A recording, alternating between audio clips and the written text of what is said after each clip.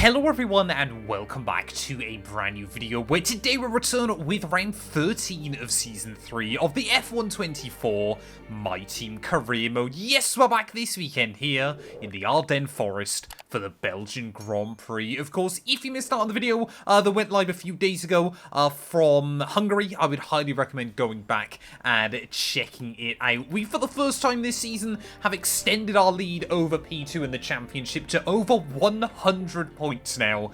So things are looking pretty good at this stage of the campaign. Of course, Lando Norris, he continued our trend of whenever someone wins a race, they always have to win 2 in a row. So whoever wins this weekend, I guess we know already, is going to win next time out in Zandvoort after the summer break. Of course, a massive thank you to everybody for the continued support towards the end of the year on the channel. Obviously, we're trying to get as close to 6k subs if we can, so please do make sure you hit that sub button if you haven't already as well. 2025, I think, is going to be a really, really good year. But yeah, hoping we can try and return to winning ways at some point. I haven't won a Grand Prix now since Imola back in round 6 of the season, so maybe today could be that day. Welcome to the behemoth that they value so highly. This is Spa. It's high speed. It is really challenging. We have elevation, we have dramatic corners, and we have one driver in a few moments' time who will take pole position. Well, of course, Spa it's always a track that is associated with changeable weather conditions, and this weekend seems to be no different. There, rain early on in Q1.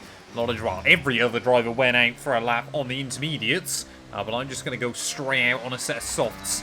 Now, it looks like the circuit has dried up. I think it's going to be one of those sessions where being the last car on the track is really going to make the difference. So hopefully that will be us there. But as we make our way out then on our first lap, I mean, we're the only car out there on softs. Surely we're going to go provisional P1.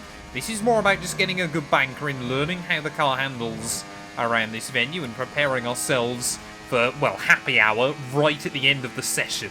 Well, I might have actually left this slightly too late to go out for our first run. Only 5 minutes left on the clock. We're 10 seconds up on the time currently set by Logan Sargent through Sector 2, so we would definitely rocket up into P1. But I don't think we've actually got enough time to finish this lap, get back in, put on a fresh set of boots and get back out there. So, yeah, unfortunately, I'm going to have to dive back into the pit lane here. And suddenly, this session has been turned into a one-shot qualifying here. Just the nature of Spa being such a long lap really does make things, you know, you have to think about this session differently. Oh, no. We've come out onto the circuit again. And there's only 1:40 left, so as everybody else then starts their final flying laps, effectively, this out lap is going to have to be a qualifying lap for us here. If we can just hang behind Lando Norris, it shouldn't be too much of a concern. But what on earth is that? How on earth did it take the team 2 minutes for us to go down the pit lane and get back in the box? That is utterly bizarre. Like I said, I think if we can stick with Lando, we should be able to still get a lap on the board. But yeah, we're not going to have much time at all. We'll just have to try and use a little bit of battery, then make sure that we've got enough time to get back around. But this is going to be so close. I've tried to give myself a bit of breathing room there as Daniel Ricciardo goes fastest on a 1:40.2. Will we get out though onto our final lap here in qualifying 2 with 1 second remaining? Yes, we will there. That is so close. But now we've got to try and nail the lap. I've got no delta time, nothing to go against here. So this has certainly been a bit of a bodged session by the team. But if we can still somehow deliver and put the car nice and far up the order, I will be very happy indeed. I mean, I'd rather, you know, end up qualifying like P6, P7, rather than end up right at the back of the field there, as Lando Norris is going to give me a nice slipstream. Thank you very much, sir. That will help us out as well. Purple through that first sector, so very happy with that. But of course, yeah, Lando really did carry us along there. Daniel Ricciardo, his first pole, if I'm not mistaken, since the 2018 Monaco Grand Prix, if he can stay there. But there is only one car left out on a run right now, and that is us down in towards Pouhon. Completely flat out in this car. Look at that. Absolute foot to the floor. No hesitation in 7th gear as well. This thing is an absolute weapon. As what on earth is Sargent doing? Logan Sargent there parks on the apex, and well, he never got to race here again. No, he did, sorry, didn't he? He was still in the car in Belgium. this year, but not what we wanted there, as we are 1.1 seconds up on the Americans' time. He's only about 1.2 seconds off pole, so if we can just match him through this final sector, we might still be able to clutch this up and put the car in P1, rounding our way up through Blanchemont there. Of course, very, very easy corner in a modern Formula 1 car. A little bit of rear locking as we slide our way through the final couple of corners, but where will we end up? You've got to be joking. After all of that, I still go and bottle it. Well, there we go. V-Carb are back in the final race before the summer break. Daniel Ricciardo will storm to pole position here in the Ardennes, but it just makes you wonder. We were 1.2 up on Sargent come the end of Sector 2, so we would have been right there with Ricciardo. He went a second quicker than Yuki Tsunoda ready for this one, but we've got an opportunity now to put a fresh power unit in the back of the car, but either way, we're going to have to fight from the back of the grid. The Belgian Grand Prix, a race the great Ayrton Senna won 6 times, and in 2019, Charles Leclerc became the first driver to take their maiden win here since a certain Michael Schumacher in 1992. One of the circuits that makes Formula 1, Formula 1. Welcome to the Belgian Grand Prix. Today we go racing through the Ardennes forest. 4.3 miles of long straights, fast corners and huge elevation changes. The Turn 1 hairpin at La Source is straight into Eau Rouge, eventually climbing into Raidillon. It is an opening salvo like no other. It's time to see how our drivers are stacking up after yesterday's exciting qualifying session. Daniel Ricciardo starts from pole position today, and it's Fernando Alonso alongside. As we continue through the rest of the grid today, we have Russell, Leclerc, Hamilton, Perez, Oscar Piastri, Norris, Verstappen, Zhou, Stroll, Albon, Gasly, Ocon, Sainz, Hulkenberg, Tsunoda, Sargent, Bottas, Hauger, Teo Porcher, and Mr. Monaco. That's it then, it's time to go racing as we head down trackside for today's race. Yeah, I still think we can try and fight our way back, but the last 2 Grand Prix qualifying has been a bit of a disaster for us, so hopefully, you know, obviously, the longest track on the calendar, there's plenty of places to try and go for overtakes here. We know we've got a good car through that middle sector as well. We can just try and put that all behind us and still recover. You know, it's races like today that win your World Championships, when it seems like you're on the back foot, able to recover and get a good result on the board there. But waiting on the grid then for those 5 red lights here in the Ardennes.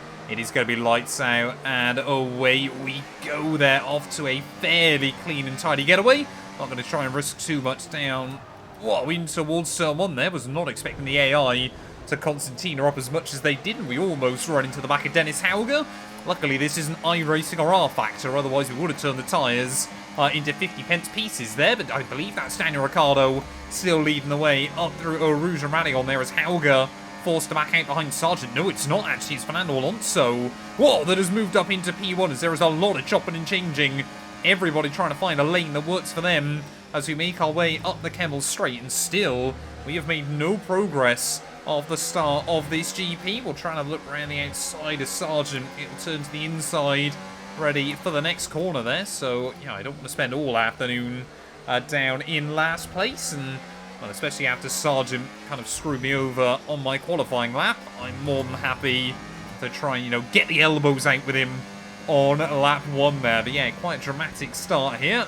Oh, what is going on? Everybody trying to battle wheel to wheel down through Pouhon. So can we have a look to the outside of Dennis Hauger? Yes, we can. And like I said, I know we've got the grip through the twistier sections of the lap, so we will make it through and up then into P20 there. 2 places gained off the start. I think we can be pretty happy with that. Well, making a move then on Teo Porcher back down in towards turn 1. Luckily, yeah, some of these slower AI, I mean, they're pretty quick in a straight line, actually. Look at this Teo Porcher, not wanting to give up on it. We will have to go side by side up into a Rouge there, and luckily he will back out through the corner. Kind of realised trying to get around the outside of us there was going to be a pretty futile exercise. What is that speed? 3 wide with the AI as we make our way up the Kemmel Straight. Hauger will complete the move on Teo Porcher as well there, as we just were going to swing in from the outside line. Hulkenberg. I might have bullied Hulkenberg there. Have we got yellows out? Have we got yellows?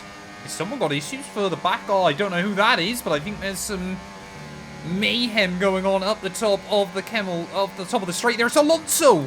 Fernando Alonso, our main title rival, is out of the Grand Prix. That is a very, very sketchy place for an engine failure to happen, especially with everybody else so bunched up behind.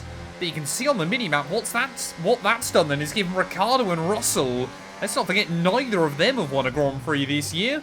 Suddenly they've got a huge lead over everybody else. That was all on me. I apologise, Valtteri. I thought we were fully ahead. So we'll have picked up a little bit of side pod damage. Or the underfloor even. Right, come on. Everybody just bunches up so badly through those final couple of corners. So, I mean, we can just take liberties down in towards turn 1. Down the inside, and not 1 but 2 into La Source that time round. Sadly for us, Esteban Ocon will get the drive off of the corner. So he will re-inherit P14. But maybe we can try and get a run on him on the exit of the corner again there. Just trying to switch him back. It is all the battle of the ERS. I wish we could get the livery that they used back at Belgium inside the game, because that was really, really cool. Kind of the Deadpool, I think it was, livery that weekend. I think it's kind of gone forgotten now, but I thought that livery was brilliant. Oh, here we go. Albon. That's not exactly where I expected to see overtakes trying to come in, but the Williams man with one of the fastest cars in a straight line around this circuit. I was expecting him to honestly qualify a little bit better. As we tried to make 2 overtakes last lap, we might do the same here as around the outside of Gasly as well.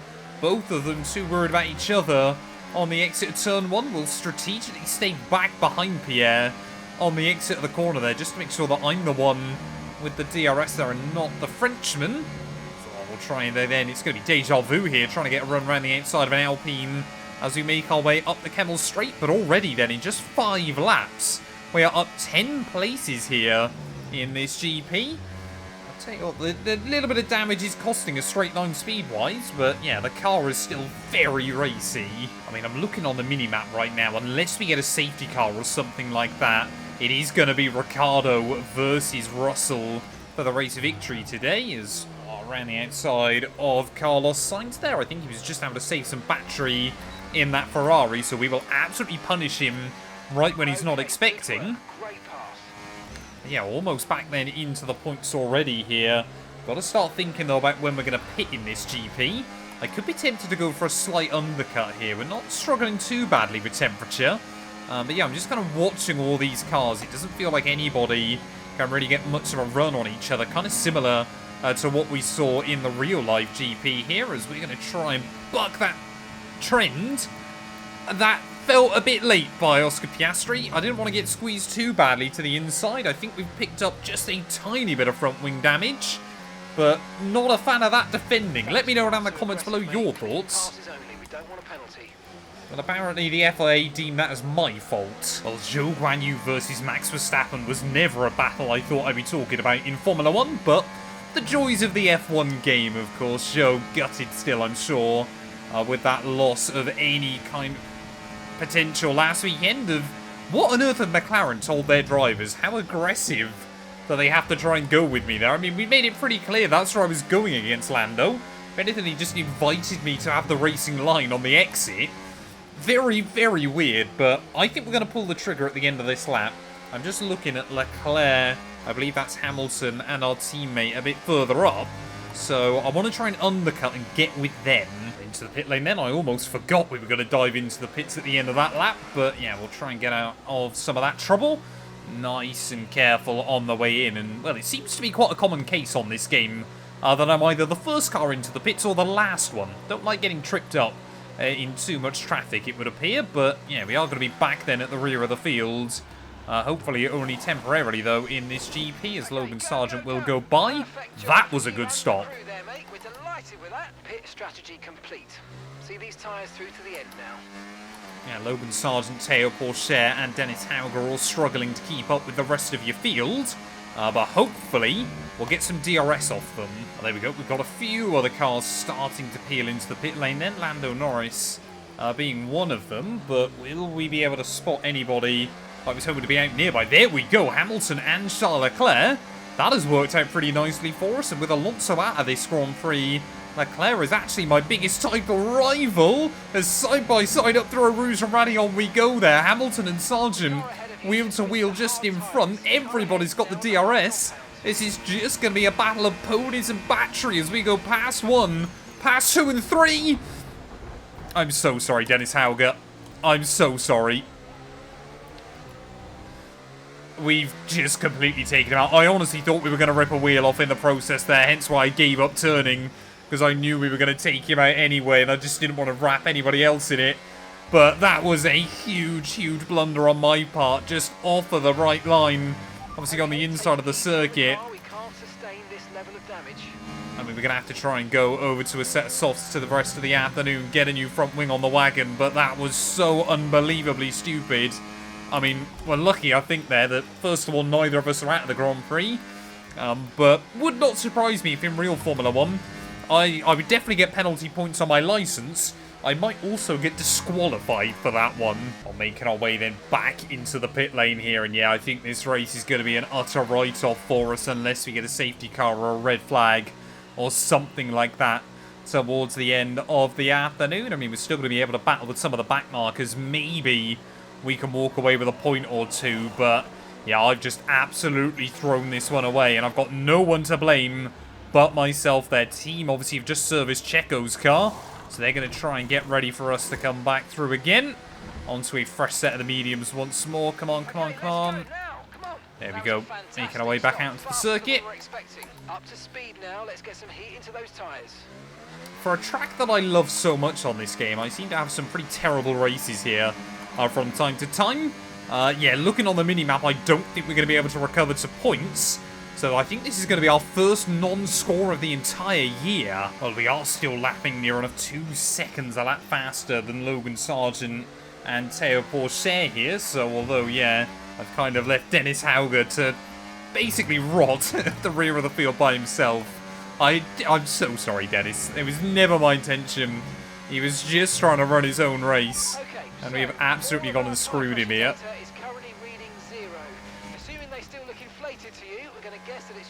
Sensor. Shouldn't be anything to worry about.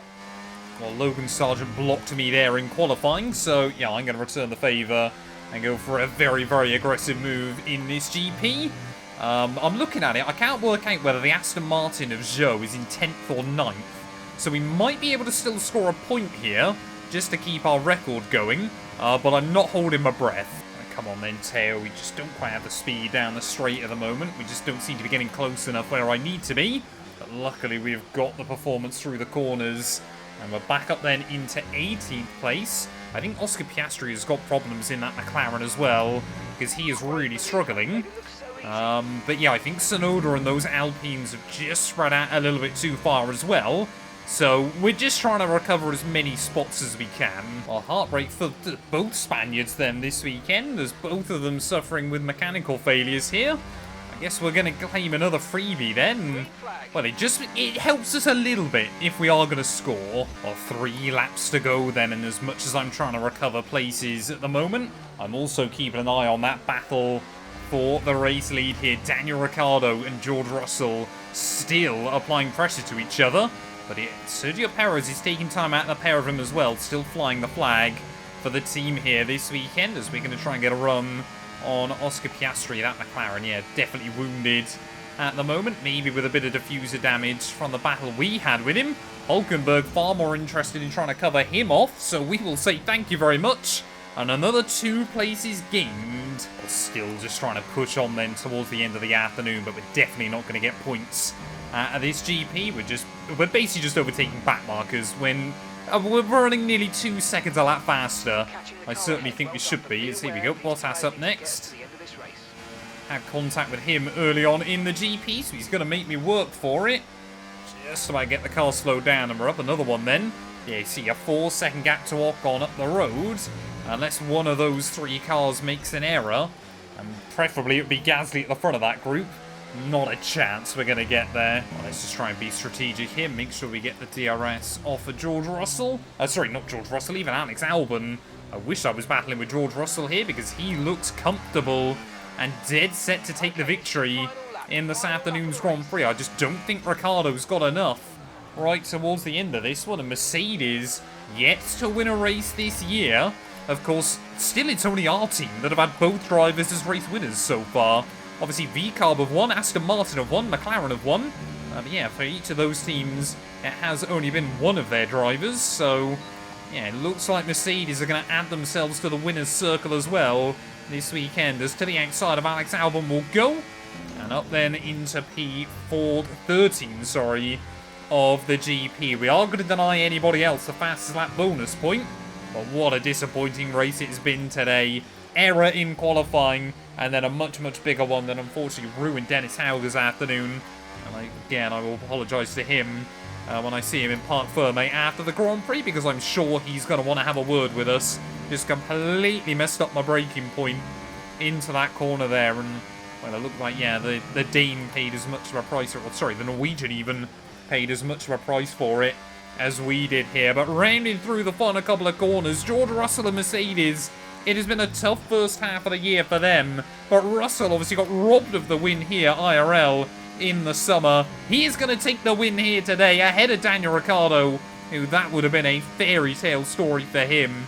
But George Russell and Mercedes back on top in Formula 1 once more here. Is this a sign of things to come in the second half of the campaign? I hope this result isn't a sign of things to come for us, as we will limp through the final couple of corners. P13 in the end. That is a very, very disappointing GP. The British driver will look up and see the checkered flag first. George Russell takes the checkered flag. Well, it all came good in the end for them, but it wasn't an easy start. Not the most straightforward of days, but I think it shows great strength in an athlete as a driver when you can overcome a day like this and walk away still with a victory. And I can see the drivers starting to approach the podium for the victory celebrations. A real team victory today. Everyone played their part. Congratulations then to Mercedes, your race winners today.